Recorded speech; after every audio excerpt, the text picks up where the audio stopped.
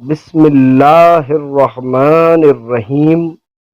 شروع اللہ کے نام سے جو بڑا مہربان اور نہایت رحم کرنے والا ہے۔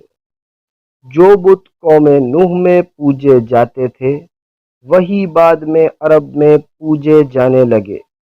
یہ نوح علیہ السلام کی قوم کے نیک لوگوں کے نام تھے۔